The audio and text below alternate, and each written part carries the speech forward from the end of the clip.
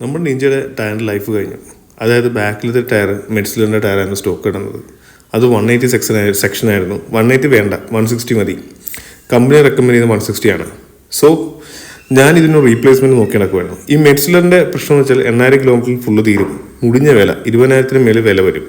Plus ഇതിനകത്ത് ഏറ്റവും വലിയ പ്രശ്നം എന്ന് വെച്ചാൽ പഞ്ചറുകൾ. നമുക്ക് എവിടെയും സ്വസ്ഥമായിട്ട് കൊണ്ടുപോകാൻ പറ്റില്ല. നമ്മുടെ ഇവിടുത്തെ റോഡിൻ്റെ അവസ്ഥ അറിയാമല്ലോ. റോഡ് പണിയും കാര്യങ്ങളൊക്കെ ഉള്ളതുകൊണ്ട് നല്ല ഓണം റോഡിൽ കുത്തി വീണിട്ടുണ്ടെങ്കിൽ അപ്പോൾ പഞ്ചർ പ്രശ്നങ്ങളുമാണ്. അവസാനം പഞ്ചർ ഒട്ടിച്ചിട്ടും രക്ഷപ്പെടാത്തതുകൊണ്ടാണ് മാറാന്ന് വെച്ചത്. ഇതാണ് ഇപ്പോഴത്തെ മെഡ്സിലറിൻ്റെ കണ്ടീഷൻ. അതുകൊണ്ട് ഞാനത് മാറ്റിയിട്ട് പുതിയൊരു സാധനം എടുത്തു.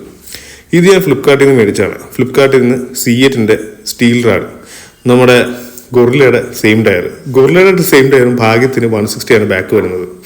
സോ ഇതിന് കറക്റ്റ് ഫിറ്റാണ്. എന്തായാലും ഞാൻ കണ്ണും പൂട്ടി അങ്ങ് മേടിച്ചു. കാരണം എനിക്കിനി പഞ്ചർ ഒട്ടിക്കാൻ മേല. നമുക്ക് എവിടെയെങ്കിലും ബൈക്ക് സ്വസ്ഥമായിട്ട് കൊണ്ടുപോകാൻ ഒരു തോന്നൽ വരണമെങ്കിൽ അത്യാവശ്യം ഇതുപോലത്തെ പാറ്റേണുള്ള അത്യാവശ്യം നമ്മുടെ റോഡിന് പറ്റുന്ന ടയർ വേണം.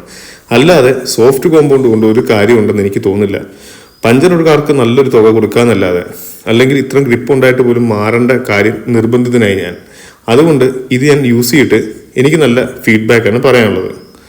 സോ നമുക്ക് ഇതിലോട്ട് വന്നപ്പോൾ മെഡ്സിലറിൽ നിന്നും നമ്മുടെ നാടൻ ബ്രാൻഡായ C8 വന്നപ്പോഴത്തേക്ക് എനിക്ക് ആദ്യമായി തോന്നിയ പ്രകടമായ മാറ്റം എന്ന് വെച്ചാൽ വണ്ടിയുടെ ബാക്കിലത്തുള്ള സീറ്റ് അല്ലെ എർഗണോമിക്സ് മൊത്തത്തിൽ മാറി.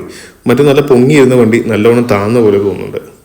ആ ഒരു മാറ്റമുണ്ട്. പിന്നെ ബ്രേക്കിങ്ങിലൊന്നും എനിക്ക് വലിയ മാറ്റം കണ്ടില്ല. ഇനി ഒരു കോർണറൊക്കെ എടുക്കുമ്പോഴേ അതിൻ്റെ ഒരു വ്യത്യാസം എന്തായാലും അറിയത്തുള്ളൂ. സംഭവം എന്തായാലും കുഴപ്പമില്ല. മെഡ്സിലറിൻ്റെ സ്റ്റോക്ക് ടയർ W റേറ്റഡ് ആണെങ്കിൽ ഇതിപ്പോൾ H വന്നിട്ടുണ്ട്. H വന്നുകൊണ്ട് കുറച്ച് നാളും കൂടെ നീണ്ടു നിൽക്കും എന്നുള്ള കാര്യം ഉറപ്പാണ്. പിന്നെ ഒരു പറയാനുള്ള കാര്യം എന്ന് വെച്ചാൽ ഇതിനകത്ത് നിഞ്ചയ്ക്കകത്ത് സ്റ്റോക്ക് വരുന്നത് W റേറ്റഡ് ടയറാണ്. ആ W റേറ്റഡ് ടയറിൽ നിന്ന് ഞാനിപ്പോൾ H മാറിയിട്ടുണ്ട്. H ടയർ ഒരിക്കലും നമുക്ക് ഈ വണ്ടിയുടെ ഫുൾ പൊട്ടൻഷ്യൽ എടുക്കാൻ പറ്റത്തില്ല. നിങ്ങൾ ടൂറിനൊക്കെ പോകുന്ന ഒരാളാണെങ്കിൽ മാത്രമേ ഈ ടയർ ചൂസ് ചെയ്യാവുള്ളൂ.